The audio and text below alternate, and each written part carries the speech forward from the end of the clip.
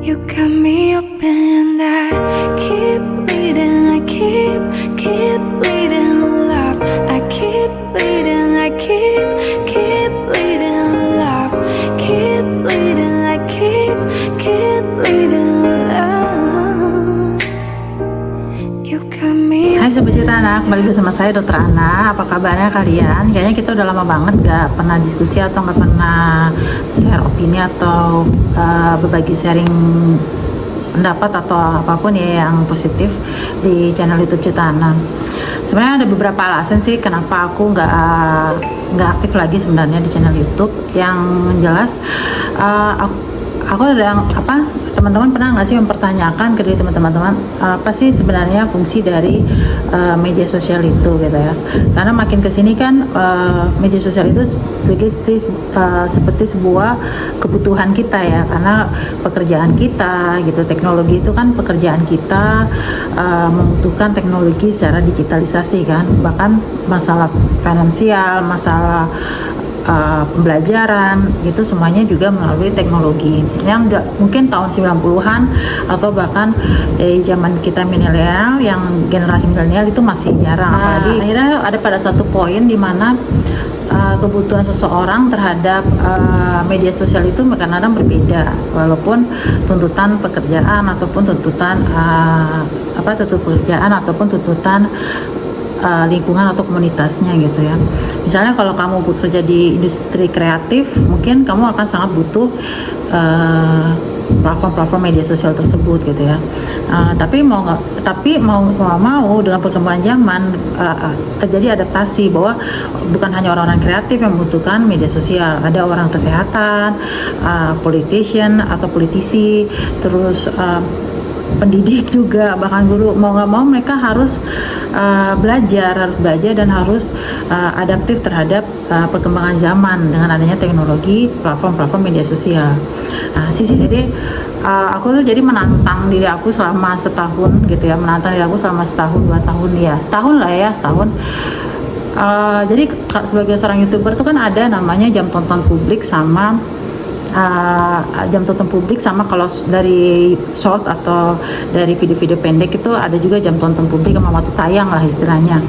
Kalau semakin tinggi maka dia akan semakin terkena monetisasi gitu. Aku lupa berapa jumlahnya gitu ya. Jadi jam tonton publik dan jam tayang itu kalau semakin banyak yang nonton, semakin sering nayangi sesuatu hal, itu akan semakin mudah untuk mendapatkan uang. Sehingga aku mempertanyakan ke diri aku, sebenarnya tujuan aku bikin YouTube itu apakah prioritas utamanya adalah mencari uang atau prioritas utamanya adalah memberikan edukasi kepada orang lain gitu ya.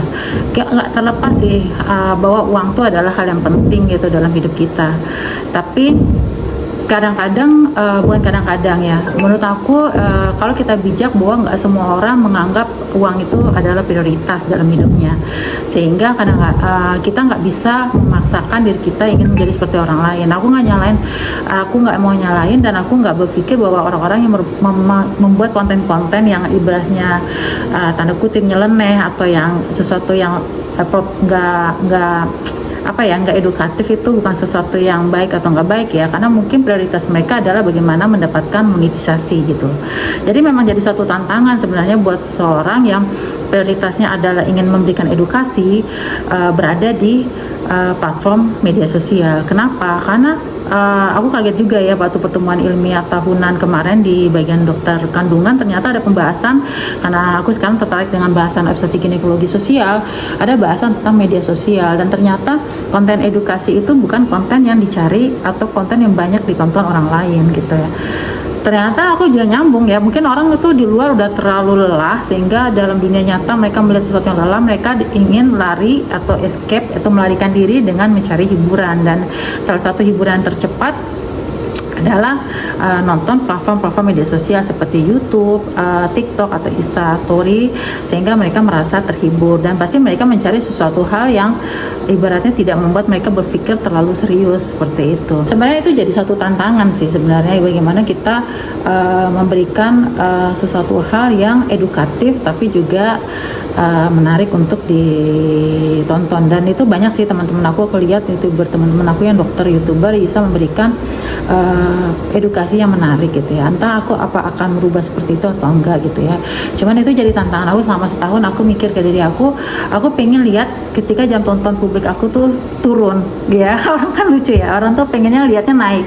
Aku malah nantang diri aku, apakah aku akan merasa cemas dan khawatir ketika jam tonton publik aku turun. Nah, jadi aku pernah jam tonton publik itu pernah sampai di angka 3 digit 1000 gitu, dan belum memastikan monetisasi, karena terus terang kenapa Facebook itu lebih mudah untuk monetisasi, lebih laku tanda kutip, karena lebih mudah untuk monetisasi. Dan di Facebook itu persaingan untuk monetisasi kayaknya nggak seberat di YouTube, karena kalau di YouTube tuh banyak artis, banyak seleb yang juga menggunakan platform YouTube gitu ya.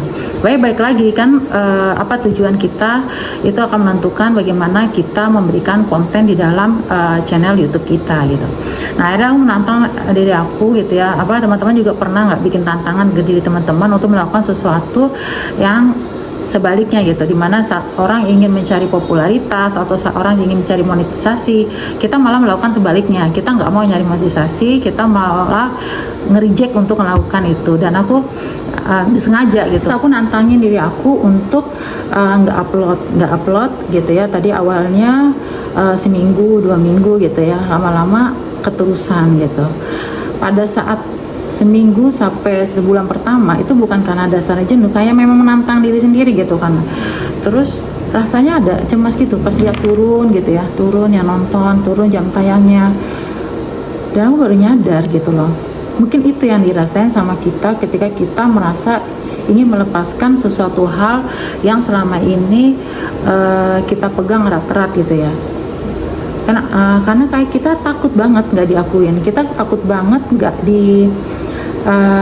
dilihat, kita nggak takut banget merasa khawatir atau cemas apabila kita tidak ikut tren atau tidak ikut orang lain gitu. Jadi itu menjadi membuat jadi pertanyaan gitu ya. Sebenarnya apa sih tujuan dari platform itu dan media sosial itu gitu. Ketika kita merasa bukan kita ya, aku ngerasa ketika aku ngerasa mungkin nggak terjadi di kalian gitu ya, rasa kayak butuh banget semua orang harus ngakuin keberadaan kita, itu jadi kita mempertanyakan sebenarnya diri kita itu tujuannya apa gitu. Kalau misalnya kayak kamu gitu ya, kamu takut nih di satu tempat atau di satu organisasi kamu nggak diakuin gitu di situ. Jadi kita bertanya, kita sebenarnya cukup kalau kita merasa kayak pengen banget gitu ya, pengen banget harus ada dan diakuin keberadaan kita, itu seperti kayak kita mempertanyakan diri kita sendiri gitu, mempertanyakan nilai hidup dari diri kita sendiri. Kalau kita memang merasa diri kita memberikan aku ingin berbuat baik gitu ya, misalnya tanda kutip ya, ingin berbuat baik, even orang nggak lihat pun harusnya kita nggak perlu sampai cemas dan khawatir, ngerti kan? Nah, makanya ketika itu aku ngerasa pas lagi sebulan sampai 3 bulan itu turun, itu kayak sempat mikir, aduh nanti turun nih, nggak bisa monetisasi gitu, yang ngikutin segala macem. Ada perasaan kecemasan dan kekhawatiran seperti itu, sehingga aku mikir ini kalian terjadi di dunia nyata ketika kita kehilangan fokus kita kehilangan apa yang jadi nilai kita, siapa diri kita seperti takut banget kehilangan pengakuan dari orang lain gitu. Dan ini aku mikir juga, apakah ini juga yang karena aku mungkin sudah dewasa lah ya, jadi aku bisa memfilter, ini bisa menganalisa bahwa ini mungkin yang membuat seseorang ketika dia berada di suatu platform dan dia merasa diakui gitu ya oleh komunitasnya, dan ketika kehilangan mereka akan melakukan sesuatu hal atau apapun yang tanda kutip kontradiktif atau kontraproduktif supaya bisa mendapatkan lagi attention, perhatian, atau supaya dapat diakui kembali gitu. Dan ini bikin aku jadi nyambung gitu, kenapa ada beberapa influencer yang kalau pernah kita cek aja lah ya, di dunia ini bukan hanya di Indonesia ya, yang kadang-kadang mereka melakukan atau menyampaikan sesuatu hal yang kontradiktif, karena kebutuhan untuk diperhatikan dan kebutuhan untuk diakui, apalagi dengan adanya monetisasi ya, apalagi kalau dia memang menghasilkan uangnya dari sana, itu sangat apa ya, sangat membuat ketagihan gitu loh, sangat membuat kita berpikir keras bagaimana caranya supaya kita bisa menghasilkan hal tersebut gitu ya, misalnya uang gitu, popularitas, pengakuan, hal seperti itu. Tapi satu sisi ada nilai-nilai yang harus tetap kita pegang gitu. Misalnya ketika kamu seorang pendidik, ketika kamu seorang dokter, ketika kamu seorang public figure, ketika kamu jadi role model, gitu ya, even kamu itu bukan tenaga profesional ya, sebenarnya yang aku perlu membuat kita sadar bahwa kita sebenarnya harus punya nilai yang harus kita pegang gitu. Dan nilai itu adalah suatu hal yang akan diakui pada akhirnya secara nyata dibandingkan apa yang kamu tampilkan di media sosial ini. Walaupun nggak bisa dipungkiri bahwa ada namanya zaman sekarang branding atau social marketing gitu ya. Tapi tetap aja gitu, seseorang itu akan melihat bukan hanya pada awalnya, bukan hanya hal-hal yang superficial atau di permukaan gitu loh. Orang akan melihat konsistensinya, tuh artinya apakah yang dikatakannya sesuai dengan apa yang dilakukannya. Orang akan melihat apakah yang dilakukannya itu antara satu waktu dengan waktu lain itu sama, seperti hal itu. Pada akhirnya kalau menurut aku yang long lasting atau yang jangka panjang pada akhirnya seperti itu gitu loh. Yang bisa bertahan justru orang yang tidak hanya, kalau aku lihat ya, yang namanya di sejarah ya, kita ngomong toko-toko, bukan orang yang ikut-ikutan tren gitu loh, bukan orang yang hanya memenuhi keinginan pasar, tapi orang yang memang punya nilai atau value pada diri mereka masing-masing. Jadi itu sih kalau menurut aku ya, ini jadi tantangan banget ya. Jadi dengan adanya banyak media sosial, kamu pengen sampaikan A, B, C gitu, kamu ingin lakuin A, B, C, atau kamu ingin membuat kesan A, B, C, ya itu balik lagi ke diri kita masing-masing gitu.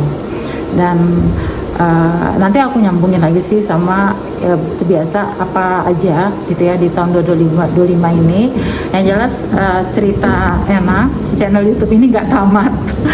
Aku dalam setahun ini cuman menantang diri aku untuk berhenti speak up, untuk memperkuat validasi internal aku sendiri gitu loh, bahwa tanpa adanya channel YouTube ini aku bisa bermanfaat buat orang lain.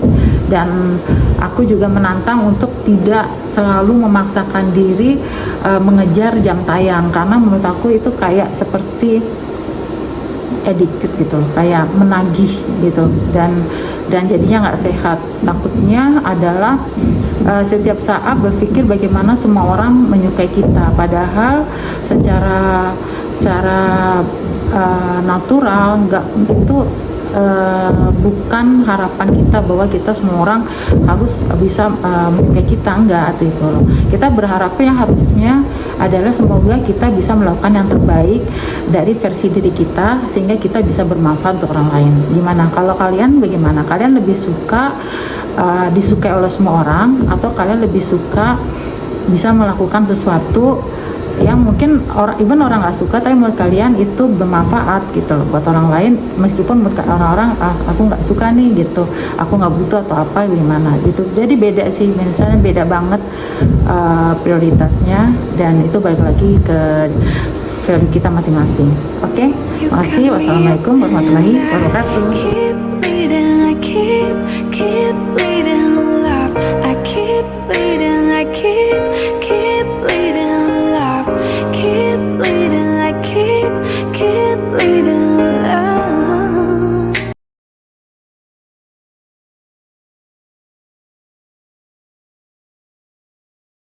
You cut me open and I keep bleeding, I keep bleeding.